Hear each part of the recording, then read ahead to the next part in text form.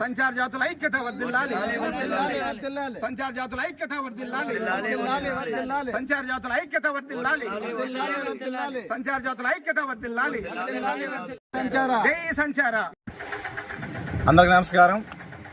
నా పేరు పూసల రవి, ఆంధ్రప్రదేశ్ సంచార జాతుల సంఘం రాష్ట్ర అధ్యక్షులు. మాది చిత్తూరు జిల్లా పలమనేరు. ఈరోజు ఇక్కడికి రావడం కారణం గౌరవ అసెంబ్లీ స్పీకర్ గారు అయ్యన్న పాత్రుడు గారిని కలవాలని వచ్చాం. మా సంచార జాతులంతా సార్ స్వాతంత్ర సమరయోధులు.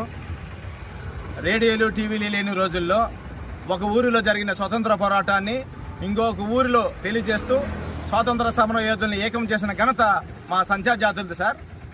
హరికథలు, బుర్రకథలు, రామాయణం, భారతం, భాగవతం, శివపురాణాలు చెప్పుకుంటూ ఊరూరు తిరిగి దేవుని ప్రచారం చేసే కులాలు సార్ మా సంచార జాతులు.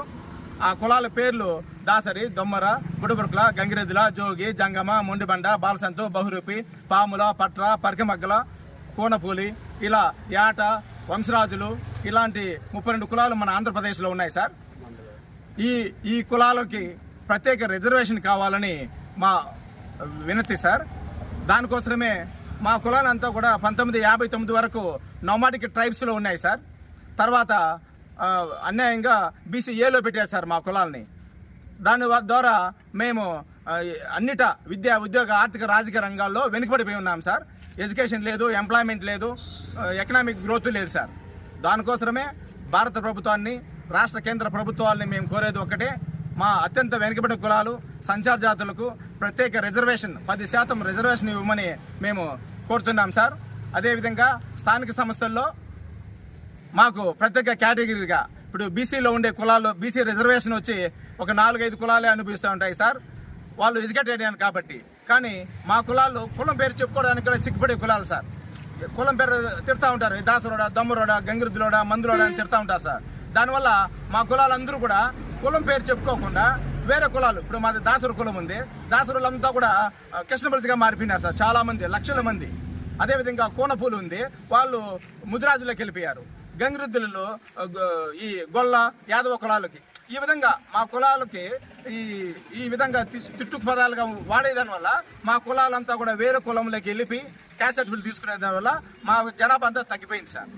ఈ అత్యంత వెనుకబడి కులాలు, దేశభక్తులైన ఈ సంచార జాతులకి ప్రత్యేక రిజర్వేషన్ కావాలని స్థానిక సంస్థల్లో ABCD వర్గీకరణ చేసి మాకు కూడా సర్పంచులు, ఎంపీటీసీలు, జడ్పీ చైర్మన్లో కూడా మాకు కొంత భాగం ఇవ్వాలని మేము రాష్ట్ర ప్రభుత్వాన్ని కోరుతున్నాం. అదేవిధంగా మేము ఎలక్షన్లో పోటీ చేసి గెలవలేం కాబట్టి మాకు నామినేట్ పోస్టుల్లో మాకు అవకాశం ఇవ్వమని మేము కోరుతున్నాం. మా కులాలంతా కూడా దేశభక్తమైన కులాలు కాబట్టి దేవాదాయ శాఖలో మాకు ఇంపార్టెన్స్ ఇవ్వాలని, అదేవిధంగా దేవాదాయ అద్దె రూములు ఉంటాయి సార్. దాంతో అద్దెకు ఇచ్చే రూముల్లో మాకు ప్రిపరేషన్ ఇచ్చి దాంతో వ్యాపారం చేసుకోవడానికి మాకు అవకాశం ఇవ్వాలని కోరుతున్నాం సార్. ఈ అత్యంత వెనుకబడి కులాలకు తెలుగుదేశం పార్టీ మొదటగా గుర్తించింది సార్.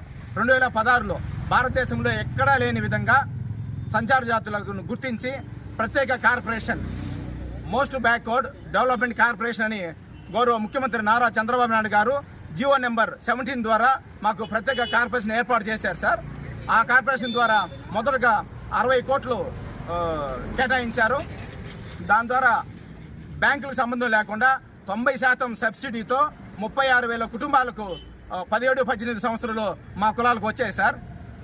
దాని తర్వాత మా కులాలకు అంతా కూడా దళితులుగానే ఎక్కువగా దాని కిందట మేము ఉన్నాం కాబట్టి మాకు కరెంటు ఫ్రీ ఇవ్వాలని కోరితే గౌరవ ముఖ్యమంత్రి చంద్రబాబు నాయుడు గారు 2018లో జీవో నెంబర్ 24 ద్వారా 100 యూనిట్లు ప్రతి కుటుంబానికి కరెంటు ఫ్రీ ఇచ్చారు సార్.